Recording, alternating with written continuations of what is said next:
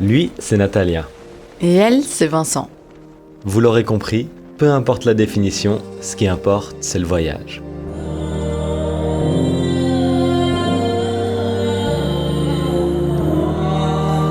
L'amour de la vie et l'aventure coulent dans nos veines depuis belle lurette.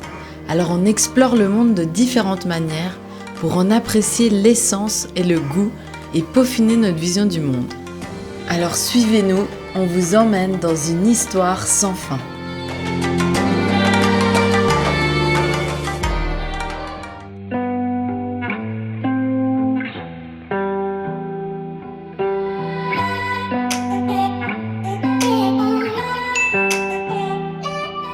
Aujourd'hui, on attaque le récit de notre voyage transatlantique en voilier.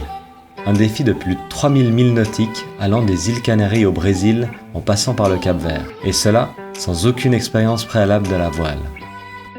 L'aventure débute sur la petite île de la Graciosa.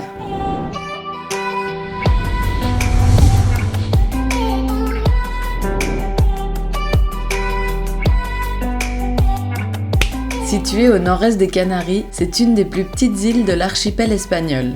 C'est là que nous rejoignons Patrice et Michel, les propriétaires de notre future maison sur l'eau, pendant les 5 prochains mois sur l'Atlantique. Le voilier s'appelle Mindelo. C'est ce qu'on appelle un ketch. Il fait 13 mètres de long et a 3 voiles différentes. L'artimon à l'arrière, la grand voile au centre et le génois à l'avant. Les premiers jours à la marina nous permettent d'apprendre un peu la théorie sur le fonctionnement du voilier, le vocabulaire marin, la météo et les outils de navigation. On passe quelques jours à la marina et en profitons pour découvrir l'île à pied.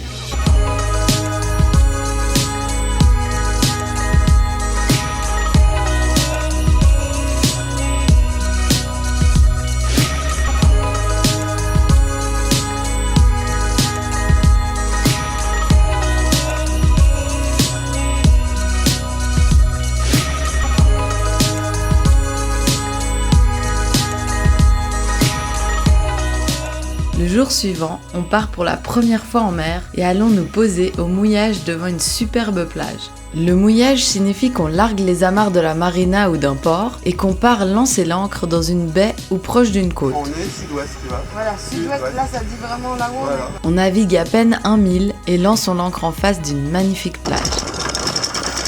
Pour ce faire, on utilise un guindeau électrique qui déroule des dizaines de mètres de chaîne permettant de bien nous ancrer au sol. Ce premier mouillage nous donne l'occasion d'utiliser pour la première fois l'annexe, qui est le petit zodiaque à l'arrière du bateau. Après avoir gravi quasi tous les sommets de l'île, on traîne sur les superbes plages de la Graciosa et faisons la connaissance de Noé. Il nous invite alors sur son bateau pour rencontrer sa famille. Le soir, il tente de nous ramener avec sa barque, mais le vent s'est levé. Impossible d'avancer. La barque prend l'eau et Noé écope, mais finalement, on abandonne. On passe donc notre première nuit au mouillage dans le bateau de nos nouveaux amis. Alors, la bonne anecdote, c'est que nous avons fait soirée pyjama sur Morgane. Merci beaucoup.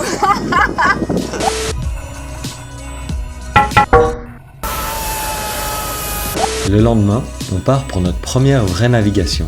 24 milles nautiques pour 6 heures de trajet jusqu'à l'île de Lanzarote. On hisse pour la première fois la grande voile et découvrons la sensation incroyable de se faire porter par le vent.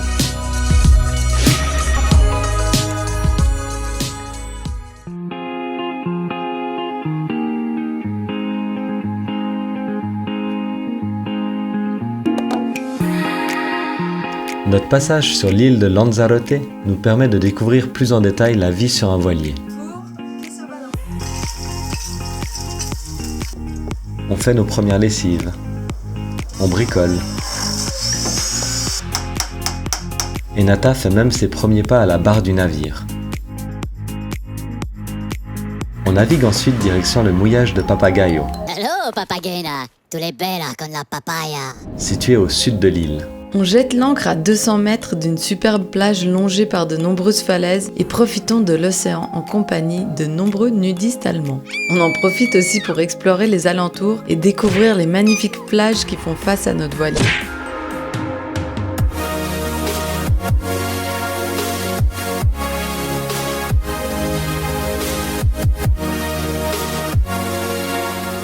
Quelques jours plus tard, on part pour une première grosse navigation de 95 000. On déroule le Génois, hissons l'artimon et naviguons en suivant la ligne d'horizon. Le soleil se couche et nous divisons alors la nuit en 4 quarts, afin d'avoir toujours une personne aux commandes du bateau.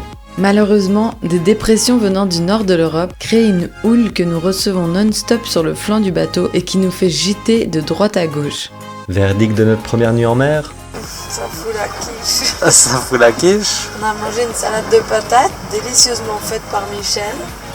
Et après, c'était le drame. Vincent a dû monter tellement on avait envie de vomir et puis moi aussi, je l'ai suivi. Heureusement, après l'effort vient le réconfort. Et le lendemain, nous sommes gracieusement récompensés par la découverte de notre premier banc de dauphins. Oh là, regardez! Ils suivent le voilier et sautent de tous les côtés. Un spectacle magique.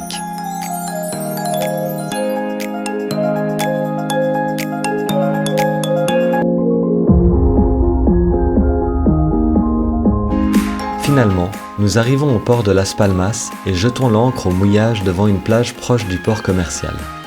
Satisfaits de cette première expérience dans la marmite géante qu'est l'océan Atlantique, nous arrivons à 13h et nous endormons afin de récupérer de cette belle navigation accomplie en 21h.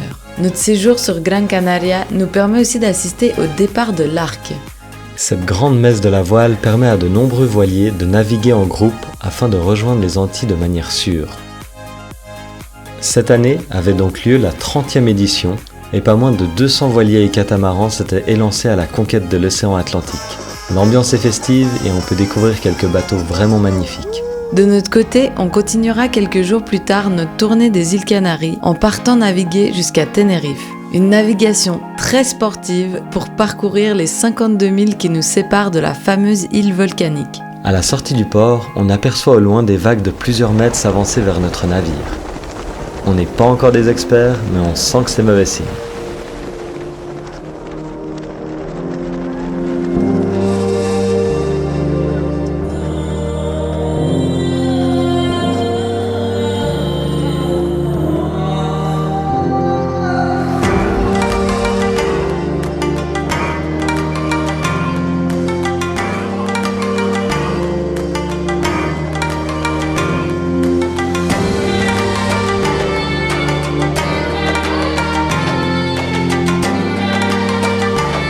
Verdict. Je suis dans les toilettes du bateau. On a des vagues de, franchement, qui atteignent en tout cas 5 mètres. Ça bouge à mort. Il y a genre Michel et Vincent qui sont verts en haut. Bah oui, on bouge. Et Vincent est vert, il attend que ça se passe.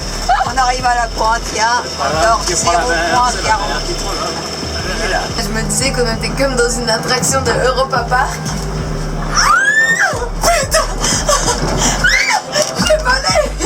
Durant 12 heures, on se fait balloter de droite à gauche et on subit une houle de côté avec des creux allant jusqu'à 4 mètres.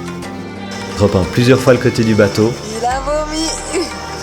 Ça libère. Et vers la fin de la navigation, le pilote automatique nous lâche. Nata et Patrice se relaient à tour de rôle afin de rejoindre la marina de Santa Cruz. Au compteur, on peut apercevoir que le vent est monté jusqu'à 40 nœuds, soit quasiment 74 km/h.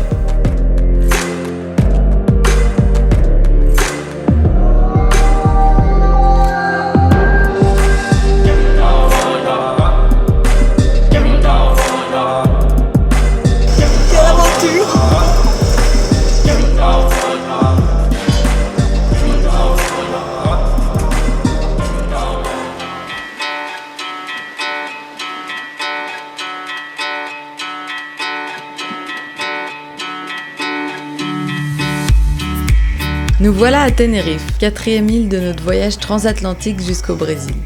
Nous profitons des premiers jours pour explorer Santa Cruz. Au détour d'une balade, on tombe sur un édifice très étrange, l'auditorium de Tenerife.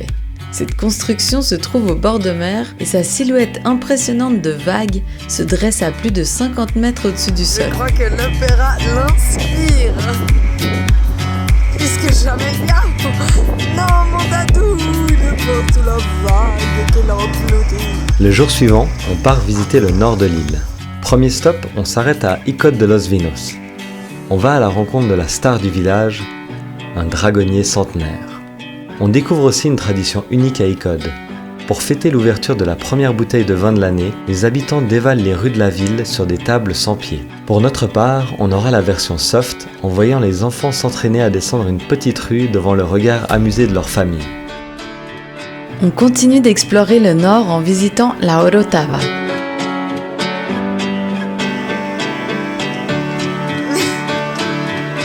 Et en fin d'après-midi, on trouve des piscines naturelles réalisées par l'artiste César Manrique.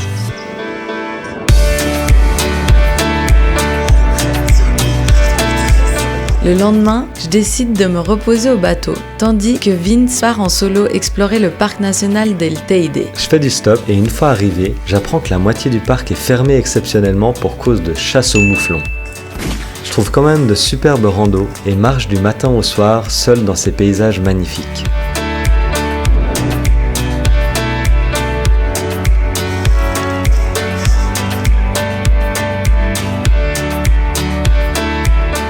Quelques jours plus tard, nous embarquons pour la plus longue des navigations que nous avons accomplies jusqu'ici, en naviguant jusqu'à l'île de La Palma. Au total, 126 000 nautiques de navigation tranquille, soit un peu plus de 233 km. 26 heures plus tard, nous arrivons enfin à Tazacorte et sommes accueillis par personne.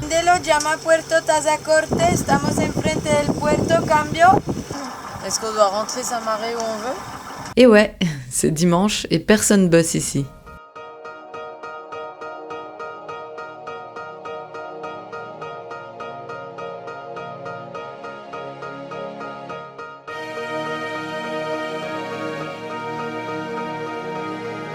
Après plusieurs manœuvres casse-couilles dans la marina, on s'amarre à un ponton et comme à notre habitude, on part découvrir cette nouvelle île. Verdict, on tombe sous le charme instantanément.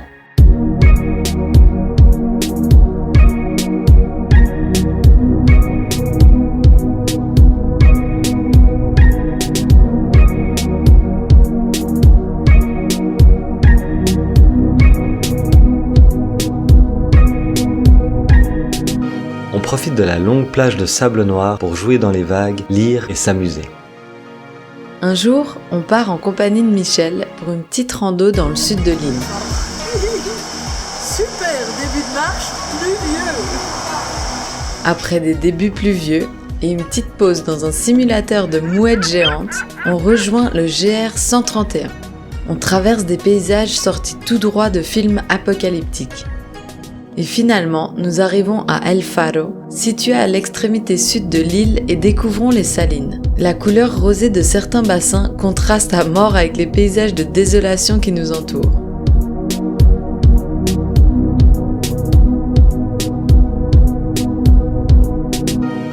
Le lendemain, on en profite pour gravir le plus haut sommet de l'île. J'ai nommé El Roque de los Muchachos.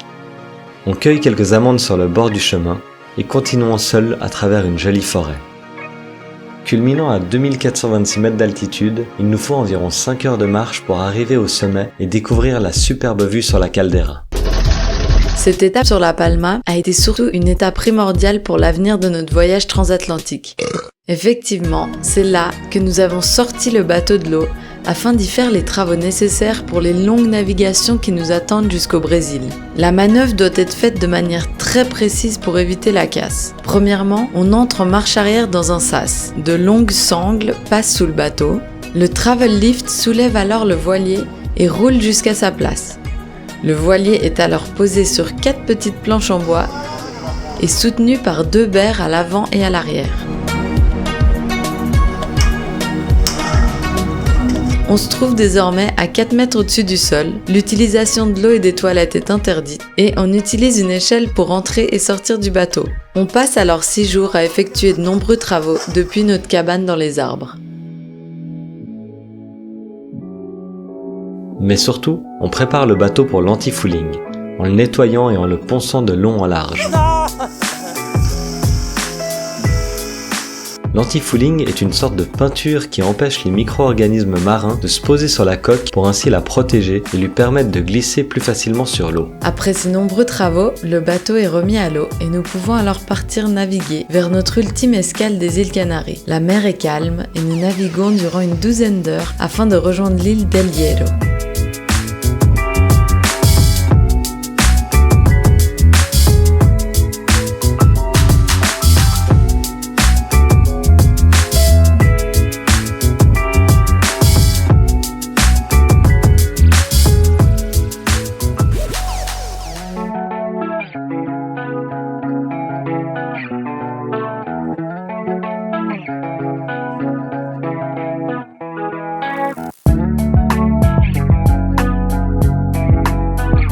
Le 10 décembre, nous arrivons au port de la Estaca, au nord-est de l'île d'El Hierro. Cette île, longtemps considérée comme le bout du monde connu, est aujourd'hui un véritable paradis verdoyant qu'on s'empresse de découvrir à pied. C'est beau, c'est vert et c'est tranquille. Afin de nous aventurer un peu plus loin, nous louons alors une voiture. Durant ce premier road trip, nous découvrons quelques points de vue vraiment magnifiques. Tout d'abord, des forêts luxuriantes.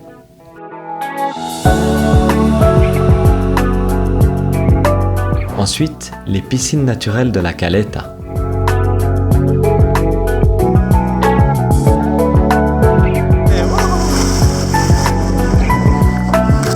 Puis, d'autres piscines 100% naturelles situées au nord de l'île.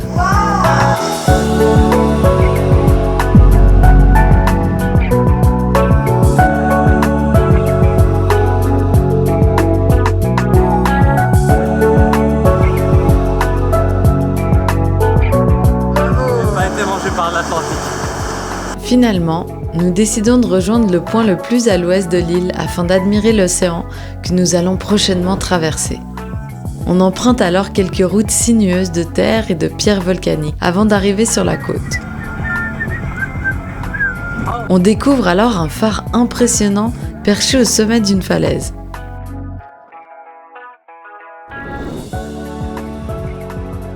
Le décor dans lequel nous nous trouvons est totalement dingue. Nous marchons sur des coulées de lave accumulées pendant des dizaines de milliers d'années et découvrons de nombreuses failles dans la roche. Armé de ma caméra et de mon téléphone portable, je tente alors une exploration souterraine. Un escalier en colimaçon descend dans les entrailles de la terre et je m'y aventure en solo. On peut faire un reportage. On a trouvé la porte des enfers, il faut aller vérifier qu'est-ce qu'il y a.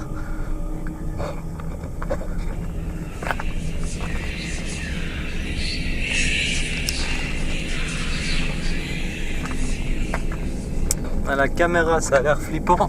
Et en fait, encore plus flippant que ça en a l'air. Après ces frayeurs géologiques, on se remet en route direction le bateau. Les jours suivants, on profite un peu de la plage et des alentours avant de peu à peu devenir complètement fou à cause du bruit extrêmement fort et incessant des amarres. Et oui, le port de la Estaca est assez exposé à la houle et malgré nos différents essais, le bruit continue de plus belle. On décide alors de remettre les voiles et de naviguer jusqu'à la marina de la Restinga. Mais avant de partir, une étrange embarcation attire toute notre attention. On s'approche et découvrons notre premier kayak transatlantique. Jamais on n'aurait pu imaginer un tel challenge. On découvre alors l'histoire d'Aleksander Doba, un Polonais de 70 ans ayant déjà traversé 3 fois l'Atlantique à la seule force de ses bras. Inspirés comme jamais, nous hissons les voiles et rejoignons la Restinga, bercés par des rêves d'aventures hors normes. Sur place, on fait la rencontre de nombreux voyageurs et partageons des bons moments tout en préparant notre future traversée vers l'Afrique. Ce passage à la Restinga nous permet de continuer à explorer l'île de fond en comble à pied et en autostop.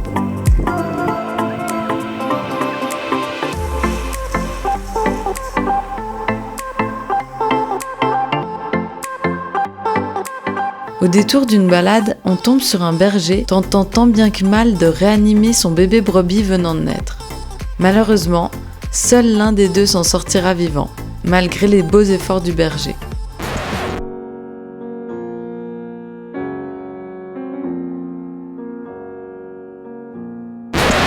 Et voilà, dernier jour aux Canaries. En guise de cadeau, nous avons le droit à un coucher de soleil spectaculaire depuis notre bateau amarré dans la marina. Le lundi 21 décembre, nous partons vers 9h du port de la Restinga. Au programme, 5 jours et demi de navigation non-stop pour rejoindre le Sénégal. Cela fait seulement 53 jours que nous avons commencé ce voyage et pourtant on a l'impression d'avoir déjà appris tellement de choses depuis notre départ de la Graciosa. 53 jours, 378 milles nautiques, soit environ 700 km, 5 îles parcourues, 6 vomis et des tonnes d'apprentissage. Nous nous sentons fin prêts pour cette longue traversée de 1300 km. Jour 1. Le bateau file sur l'eau grâce à un vent assez soutenu, et cela malgré quelques vagues plutôt coriaces. L'île d'El Hierro commence peu à peu à disparaître derrière nous, et on découvre alors que la sangle de maintien de l'annexe n'est pas assez serrée, et le mini Zodiac vole dans tous les sens. Patrice se charge de l'attacher fermement, et la vie à bord commence à se mettre en place. On hisse l'artimon et faisons des pointes de vitesse à quasiment 9 nœuds, soit 16 km/h. Ratatouille et riz sauvage. A few moments later. Nata repeint plusieurs fois le côté du bateau et on continue de filer en suivant la ligne d'horizon.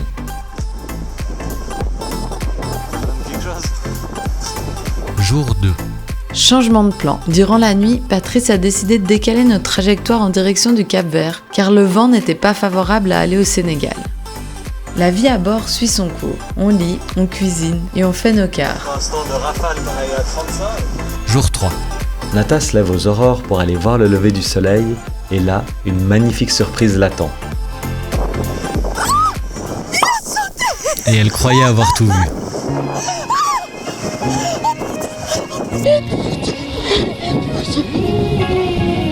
Plus tard dans la journée, on repère un catamaran qui nous suit de loin. Nata résiste pas une seule seconde et s'empare de la radio pour communiquer avec eux. Le local canta libre, do you hear me? Danke vielmals. Merci, au revoir. Super, mais parler avec des gens dans une radio.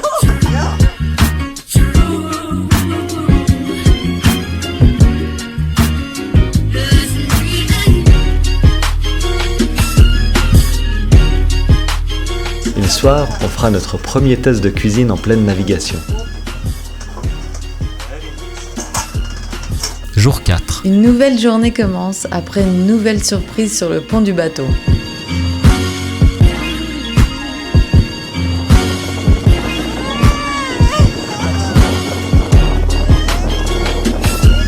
Nous sommes le 24 décembre et nous préparons pour le repas de Noël une délicieuse mousse au chocolat. L'exercice de cuisiner est assez difficile car il faut en permanence jouer avec le balancement du voilier. Jour 5.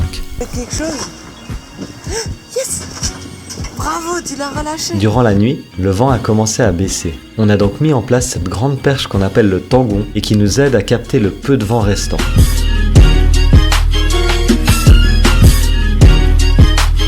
Jour 6. 8h du matin, on aperçoit le Cap-Vert qui pointe le bout de son nez dans la brume. Ah, Drapeau espagnol. c'est fini. On affale les voiles et mettons le moteur en marche afin d'entrer dans le port au nord de l'île de Sal. On balance l'ancre à l'eau et une nouvelle aventure peut alors commencer sur ces magnifiques îles africaines. Nous venons de parcourir plus de 720 milles nautiques, soit un peu plus de 1300 km à la voile.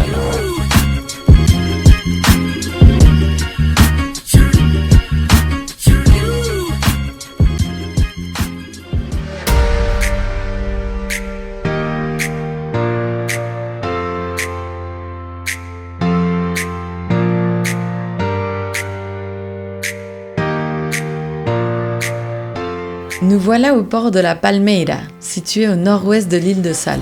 Une fois à terre, on découvre le petit village de pêcheurs et faisons rapidement le tour. Qu'est-ce que tu fais? On enchaîne ensuite avec la découverte du sud de l'île. Là, le contraste est vraiment fort. On embarque dans un bus local appelé ici aluguer, qui signifie louer en portugais.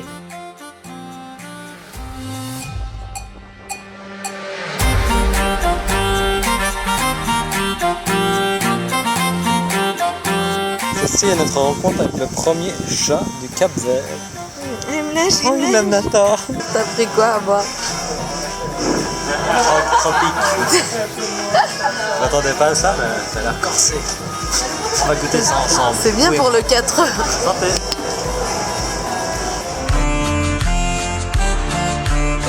Le lendemain, on part avec nos acolytes à la découverte des piscines naturelles de Buracona, situées au nord-ouest de l'île.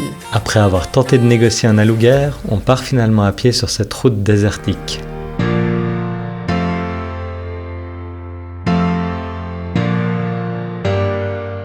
On marche durant 1h30 avec un vent de face et arrivons finalement à Buracona où l'on découvre ces fameuses piscines.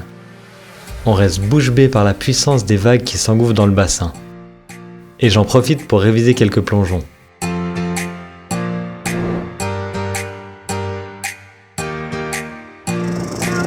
Le 30 décembre, on met les voiles direction Mindelo, située sur l'île de São Vicente. Une navigation de 118 000 nautiques parcourue sans embûche en une vingtaine d'heures. Après avoir navigué pendant plus de 122 heures depuis les Canaries, cela nous semble être vraiment la porte d'à côté. On est heureux de reprendre la mer et de partir à la découverte des autres îles du Cap-Vert.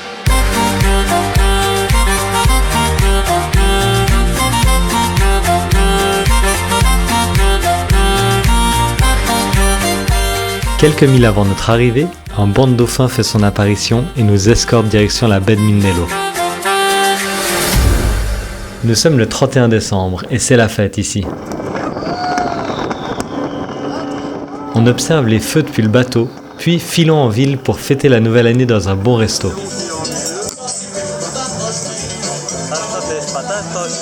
Bref. Nous passons la première semaine de notre séjour à Mindelo au mouillage. Il fait beau, l'eau est belle et on en profite matin, midi et soir.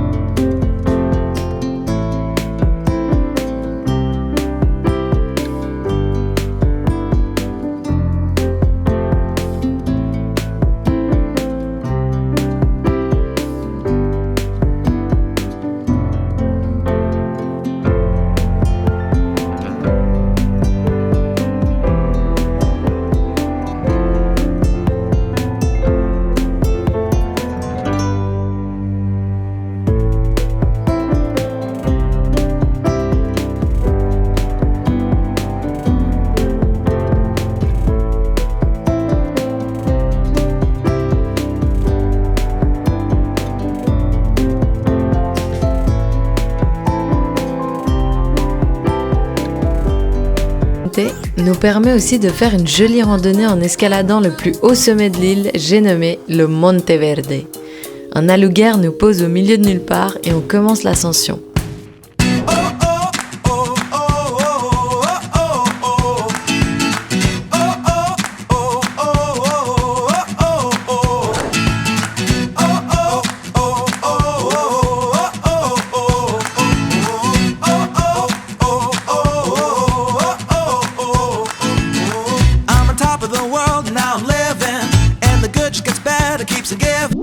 La vue au sommet est magnifique et on en profite pour faire un petit pique-nique. On rentre en autostop au voilier et faisons la rencontre de Popeye, un ami de Patrice qui s'est installé au Cap-Vert depuis quelques temps. Le soir suivant, les femmes de bord passent en mode chasseuse. Des charançons ont été retrouvés dans un paquet de riz. Natalia et Michel scrutent le navire à la recherche de ces vilaines bêtes. Un jour, nous partons avec Michel découvrir le sud de l'île. La plage de São Pedro est connue mondialement pour être un des meilleurs spots de planche à voile de vitesse au monde. On comprend ça très vite en découvrant le vent de malade qui s'arrête pas une seule seconde.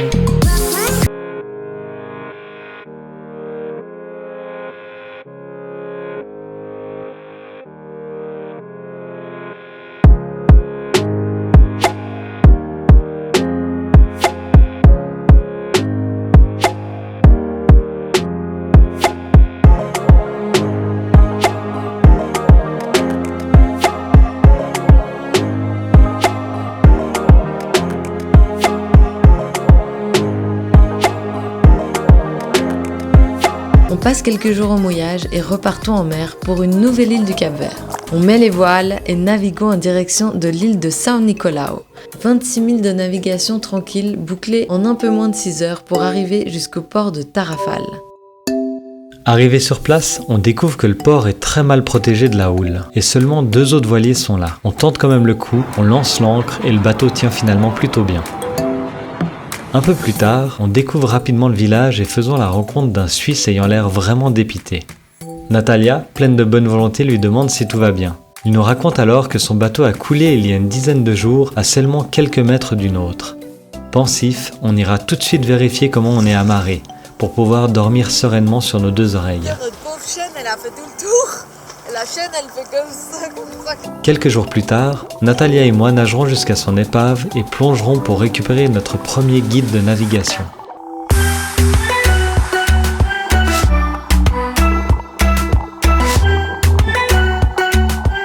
On tentera ensuite pendant plusieurs jours de le sauver d'une fin tragique en le séchant page par page sur le pont du navire. Mis à part ses aventures aquatiques, on visitera São Nicolau en aluguer et à pied en passant par la capitale de Ribeira Grande. Sur le retour, le chauffeur de l'aluguer hyper sympa ralentit à chaque fois que je sors mon appareil photo et ira même jusqu'à s'arrêter à un point de vue pour que j'aille filmer la vallée. Le tout bien sûr avec le bus plein de passagers capverdiens absolument pas pressés. Le slogan national Devagar Devagar, qui signifie tranquille tranquille, s'applique vraiment bien sur ces îles capverdiennes. Le soir, on rencontrera une famille qui nous invitera à manger le plat traditionnel du Cap-Vert. J'ai nommé la cachupa. Finalement, le 19 janvier, nous partons de São Nicolau en direction de l'île de Boa Vista. Mais avant de partir, nous avons le droit à la visite surprise d'un couple de baleines, de quoi nous porter chance pour la suite du trajet. Petite particularité de cette navigation, on naviguera pour la première fois au près. Cela signifie que nous naviguons contre le vent. Le fait de remonter au vent fait beaucoup gîter le bateau et les conditions sont beaucoup plus sportives que lorsque nous sommes poussés par le vent. On va partir en guerre, la guerre des vagues. Durant 17 heures, on navigue donc avec un vent de 25 à 30 nœuds de face et des grosses vagues qui s'abattent sur le pont du navire. Quelques changements de voile et vomis plus tard, on arrive finalement dans un cadre idyllique.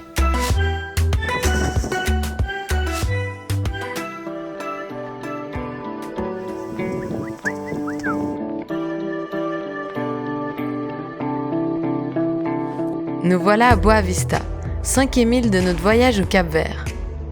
Après une nave de 90 000 assez corsée, on lance l'ancre à 1 km de la plage de la Carlota dans une eau très peu profonde. Une fois l'ancre à l'eau, nous avons pris l'habitude d'ajouter à la chaîne une sorte de fourchette accrochée à 2 amarres afin de soulager la tension exercée sur le guindeau. Mais un jour, alors que nous sommes à l'intérieur, on entend un bruit sourd et extrêmement fort venant de l'avant du bateau. C'est sûr, un autre bateau a dû nous foncer dedans. On court sur le pont du navire et découvrons alors qu'une amarre a cédé face à la pression du vent et de la houle. En plus, l'angle merdique dû à une faible profondeur fait dérouler automatiquement des tonnes de chaînes. Il faut agir vite. On coupe un bout de l'écoute de génois et nous empressons de bloquer le déroulement automatique de la chaîne avec un bout. Natalia s'empare de la fourchette et du cordage et fait un magnifique nœud de chaise avant de remettre la protection en place. Au même moment, le bateau reçoit une vague par l'arrière et la seconde amarre lâche dans un claquement violent. Après quelques essais ratés, on arrive finalement à remettre la fourchette en place et il ne nous reste plus qu'à changer l'écoute de génois et profiter du paysage de rêve qui nous entoure. Autour de nous, une eau cristalline, des dizaines de kitesurfers et des dunes de sable blanc à perte de vue. Première visite, on part en annexe sur l'îlot désert de Salrey. On se balade un peu et découvrons un fort abandonné. On continue l'exploration. C'est tout ce qui reste sur cette île. Et on vient d'essayer d'éviter les petits pics qui se plantent dans nos chaussures. Je crois que cette île est hostile. Hostile Calis. Bref, on retourne au bateau se faire à manger et plus tard dans l'après-midi, nous partons explorer l'île de Boa Vista. Les dunes de sable venues tout droit du Sahara sont vraiment impressionnantes et on passe l'après-midi à alterner entre sable, baignade et paddle.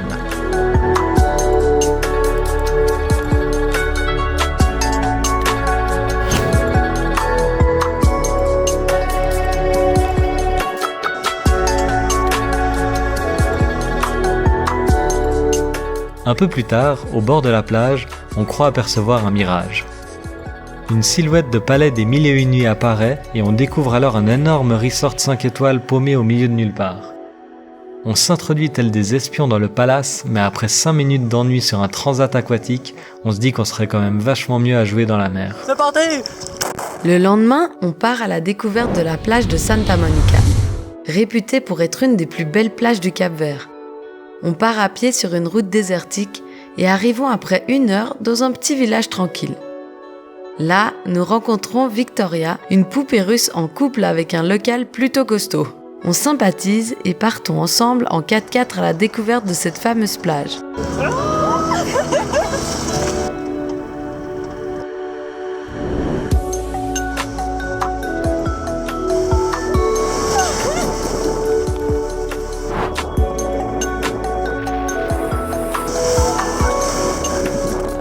Après s'être fait purifier par ces vagues, Victoria et son amie nous proposent de longer la côte et de visiter d'autres lieux à ne pas manquer à Boa Vista.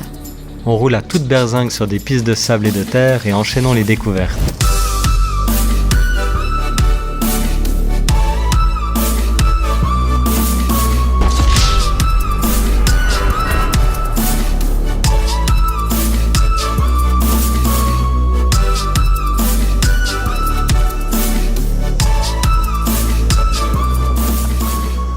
Finalement, à 17h, on retourne à Provação Velha et attendons la louguère de 18h autour d'une petite bière.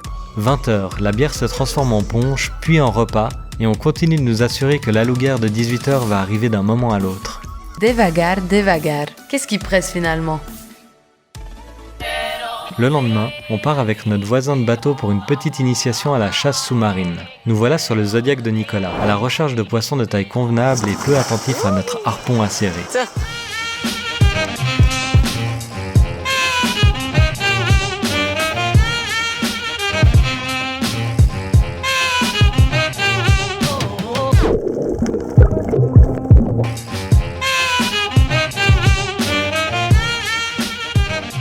Après quelques essais, on retourne sur son bateau pour apprendre à écailler et vider nos 2 prises du jour. Toujours pas convaincu par la pêche, mais heureux d'en avoir appris plus sur cette facette de vie de certains marins. Avant de partir, on profite du mouillage plutôt tranquille pour réaliser de nombreuses recettes. Et finalement, partir pour notre 6e île du Cap-Vert. Le 3 février, nous mettons les voiles plein sud direction Maio, une navigation tranquille de 66 000 qui nous prendra une journée complète.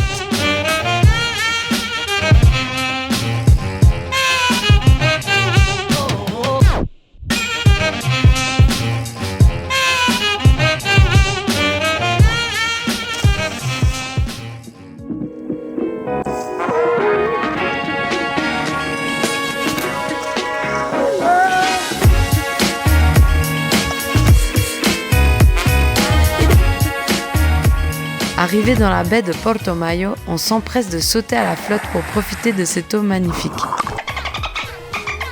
En remontant à bord, on s'aperçoit alors que le bateau est rempli de sable dû à notre séjour prolongé sur l'île de Boa Vista. Un bon nettoyage ne lui ferait pas de mal. Pendant qu'on nettoie, Vince repère au loin un embarcadère où on aperçoit des locaux sauter à l'eau. La tentation est trop forte et en quelques instants nous voilà sur le spot.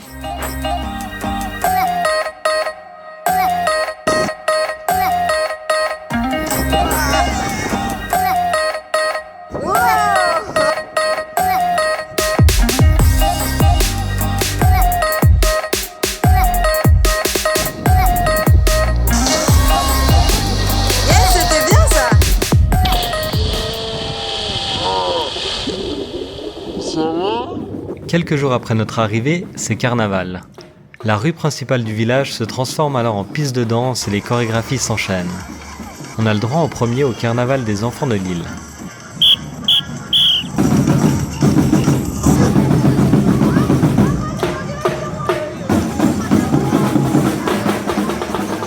Puis quelques jours plus tard, le carnaval des grands.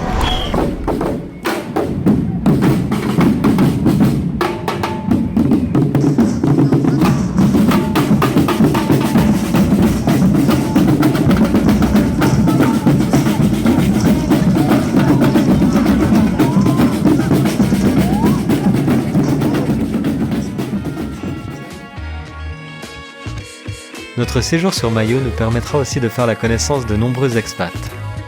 Alex, un architecte italien vivant sur l'île depuis 10 ans, nous initiera au lancer de couteau. Hans-Peter, quant à lui, nous prêtera son pick-up pour explorer l'île à notre rythme.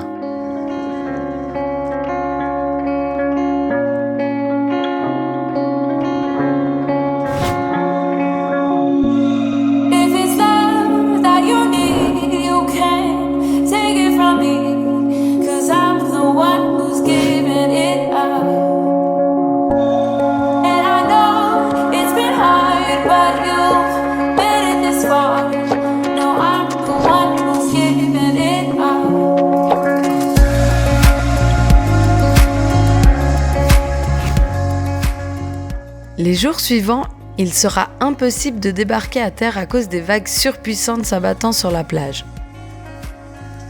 On reste 2 jours enfermés sur le bateau et au 3e, un pêcheur rempli de compassion du nom de Pedro vient nous voir et nous propose une solution. Ça tombe bien, nos réserves d'eau douce sont bientôt à sec et on a besoin de faire quelques courses. Il nous prend alors dans sa grande barque en bois et nous dépose sur un radeau de fortune. Une fois sur cette embarcation branlante, un autre pêcheur nous tire en direct du ponton où une échelle rouillée nous permet de rejoindre la terre ferme. Facile et efficace. On bidonne un maximum d'eau potable afin de remplir les 600 litres de réserve du voilier. Ça bidonne? Ça bidonne!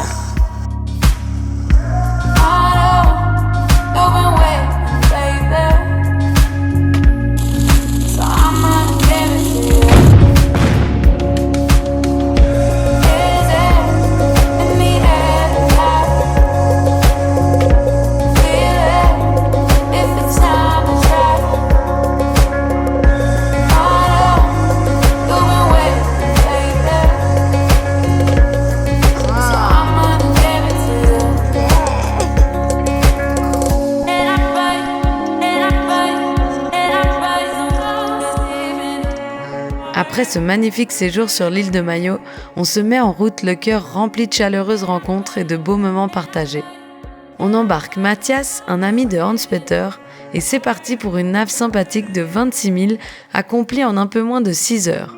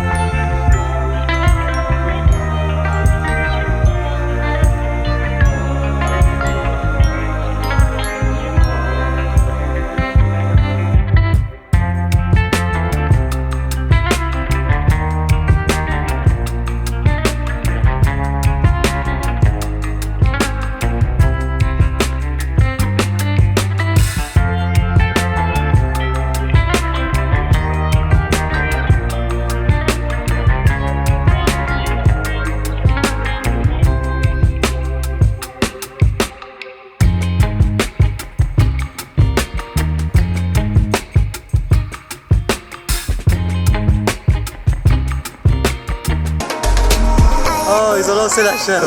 Oh purée, comme ils l'ont balancé la pauvre!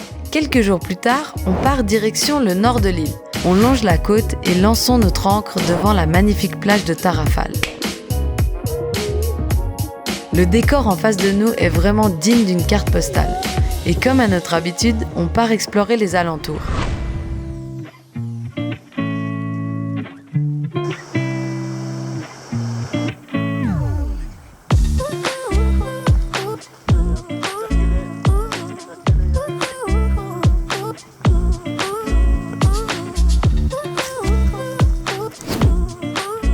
De retour sur la plage, on tombe sur un rassemblement de locaux autour des valeureux pêcheurs revenus ravitailler les habitants de Tarrafal. Évidemment, les femmes sont là pour inspecter la qualité de la poiscaille. Le jour de l'anniversaire à Vince, on part pour une belle rando sur les hauteurs de Santiago. Cyril, notre voisin de mouillage, nous accompagne et nous guide à travers le Lagoa Trail. Après 30 minutes d'alouguère, on arrive au départ du trek et c'est parti.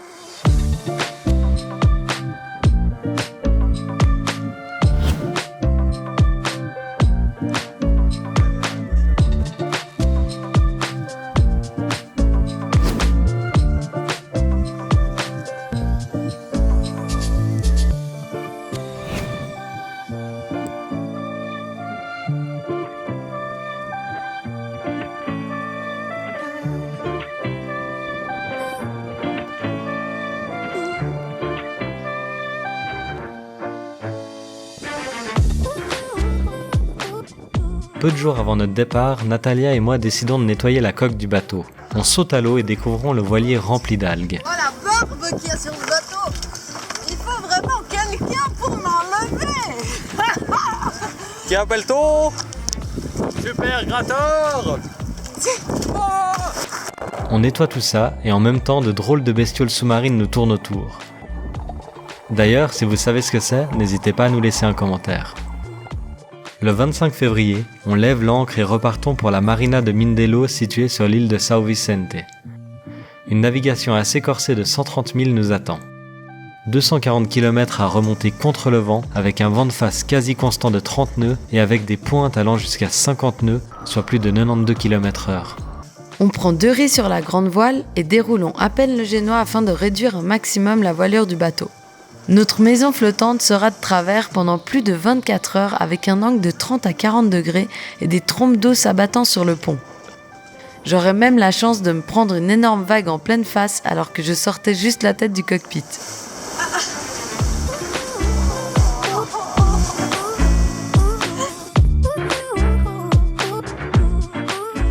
Vous l'aurez compris, une fois de retour à Mindelo, on s'est pris une journée de repos bien méritée à se la couler douce.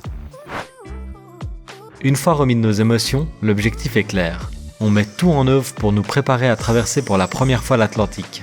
Au programme, mécanique, changement de pompe, contrôle des cordages, de l'annexe, réparation diverses et courses d'envergure. Ensuite, il sera temps pour nous de passer in the other side. In the other side.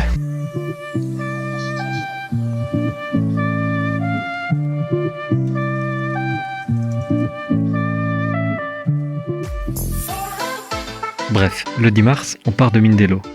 Nata se prend une vague et on commence à hisser les voiles. Un gang de dauphins débarque et commence à nous tourner autour. C'est magique. Ça fait 6 heures qu'on navigue. On voit plus la terre devant nous et derrière nous. Ça fait un peu flipper. On continue la transat. Nata se sent mal, Nata se sent bien. On ajuste l'artimon et finalement on abat l'artimon.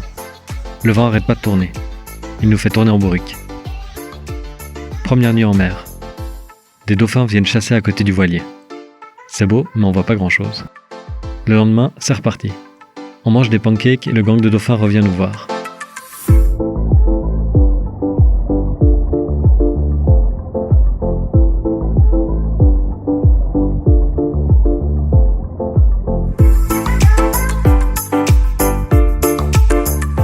Ils nous tournent autour pendant un moment, puis prennent peur à la vue de nos pieds.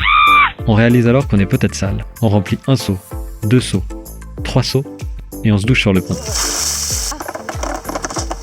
5e jour en mer. Il fait beau et il fait chaud, mais le vent continue à en faire qu'à sa tête. On s'approche de la ligne de l'équateur.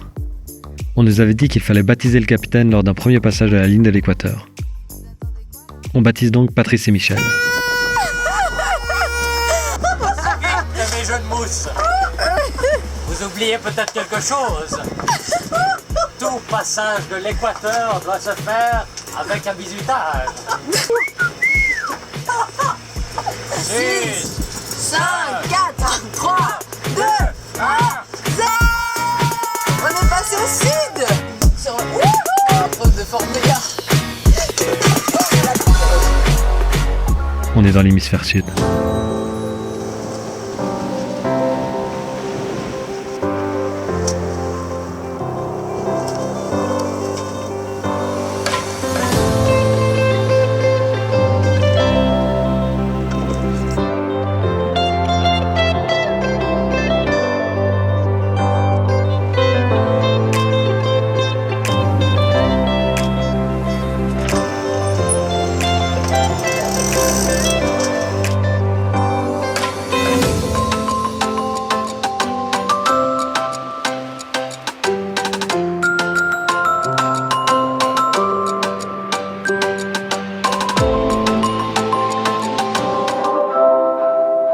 Bref, on n'y est pas encore. On est actuellement paumé au milieu de l'Atlantique et il nous reste 300 000 à faire. On évite de justesse un paquebot qui nous fonce dessus et on continue de plus belle. Eux aussi doivent fêter le passage de l'équateur. Le poteau noir arrive. Mais qu'est-ce que le poteau noir, Jamy ? Le poteau noir. Dans cette zone où convergent les vents, où règne une humidité tropicale, tout peut arriver. Orages violents, pluies diluviennes, vents variables allant jusqu'au calme le plus plat. Bref, pour nous, calme plat et pluie diluvienne. Nata tente d'apprivoiser une hirondelle.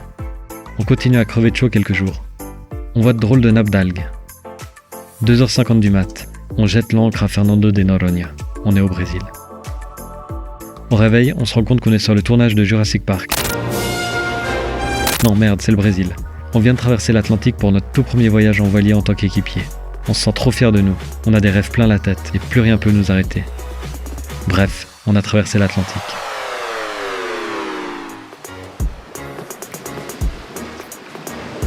On décide de rester seulement 3 jours sur l'île car les taxes environnementales et les taxes pour le voilier sont extrêmement chères. Pas grave, on va en profiter un maximum. La vue depuis le bateau est complètement dingue et on trépigne d'impatience de découvrir l'île. On est amarré assez loin de la côte, alors on s'active, on saute dans l'annexe et c'est parti. Arrivé sur la plage, on paie les taxes et remplissons les formalités auprès d'une douanière en bikini. Bem-vindo a Brasil. Il fait grand beau, Fernando de Noronha n'attend que nous. Après un rapide domptage de félins brésiliens, on loue un buggy pour découvrir l'île. Oui, on sait, c'est un comble d'être considéré comme une réserve naturelle et d'avoir uniquement des buggy ultra polluants comme moyen de transport. Dans un bruit de tonnerre mécanique, on commence à explorer l'île.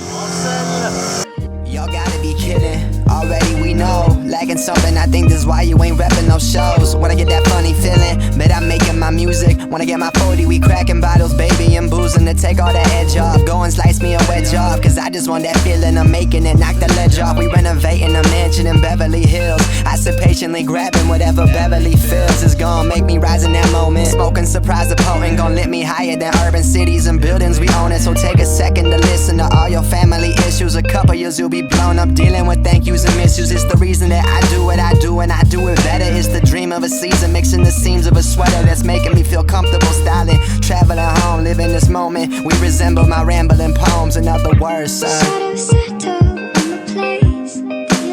So rock with me one time. Our minds are troubled by the emptiness. If you alone, rock with me, no lie. Destroy the middle, it's a waste of time. From the perfect start to the finish line. Bon, je crois que ça se passe de commentaires. Fernando de Noronha est paradisiaque. Le lendemain, il pleut. Pas grave, ça rend la visite encore plus sauvage et on continue d'explorer avec notre buggy super dingo. Là, on se croirait vraiment dans Jurassic Park. Et on a peur à tout moment de se prendre un cadavre de chèvre sur le toit du buggy. Où est la chèvre?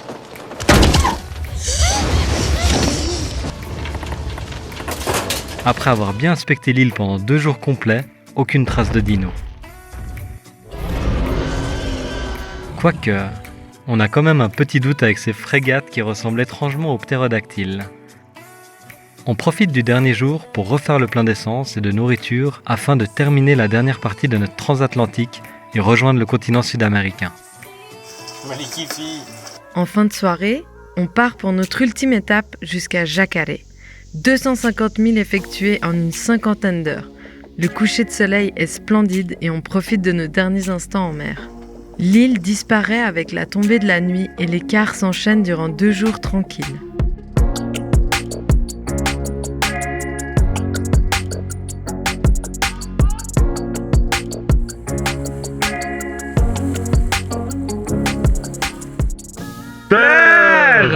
Ça y est, on aperçoit le continent. Le Brésil est là, devant nous. On arrive comme prévu pendant la marée montante et la remontée du fleuve se passe dans des conditions idéales. Après quelques heures, on jette l'ancre au coucher du soleil. Le lendemain, on explore Jacaré et découvrons une de ses traditions plutôt uniques. Depuis des années, Jurandir Sax, un saxophoniste brésilien, interprète au coucher du soleil le fameux boléro de Ravel.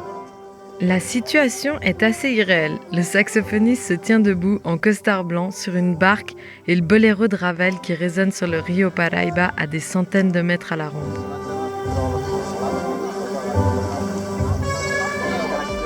Jacaré, c'est aussi notre ultime escale à bord du voilier. Après une dernière soirée avec Patrice et Michel à la marina, nous faisons nos sacs et partons vers de nouvelles aventures brésiliennes. Au total, depuis la Graciosa, nous avons parcouru 3200 000 marins, soit quasiment 6000 km. Plus de 26 jours de pure navigation, des milliers d'apprentissages et de moments incroyables gravés à jamais en nous. Extrêmement reconnaissant d'avoir vécu une telle aventure, nous souhaitons encore une fois remercier chaleureusement Michel et Patrice qui nous ont donné le goût de la navigation. Merci également à vous d'avoir vogué à nos côtés durant ce film, et on espère qu'il vous donnera aussi envie de profiter de chaque instant.